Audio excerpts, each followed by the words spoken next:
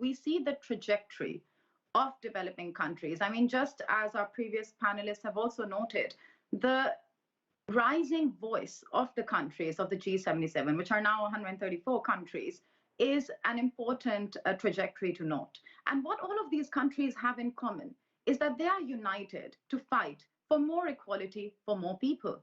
They are united also because they have faced discrimination. They are the ones that are facing the impact of climate change. They are the ones that are facing poverty at its harshest, and they are the ones at the lower end when it comes to our global economic policies and representation in the United Nations. That said, today what China truly stands for when we talk about the Belt and Road Initiative, which is now also proposed the Global Development Initiative and the GSI and GCI, is that we need to unite collectively to channelize our resources and our strengths and address the sustainable development goals, work towards people-centric development. This is one of China's biggest successes to demonstrate that, for example, poverty alleviation does not mean that you need to give stipends to poor people. It can be about opportunity creation, how to incorporate critical thinking in that process of improving the circumstances for ordinary people.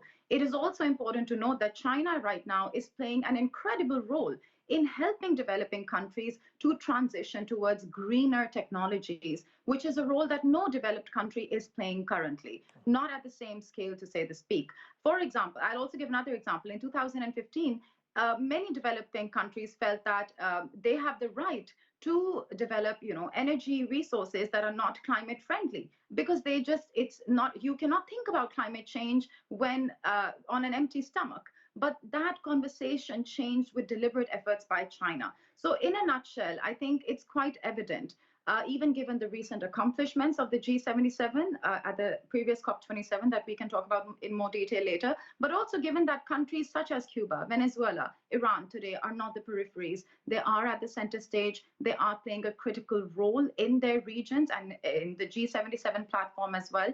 And that is what the G77+China group stands for, an increasing voice for the 80%, increasing relevance for the 80%, and increasing bargaining power as a collective.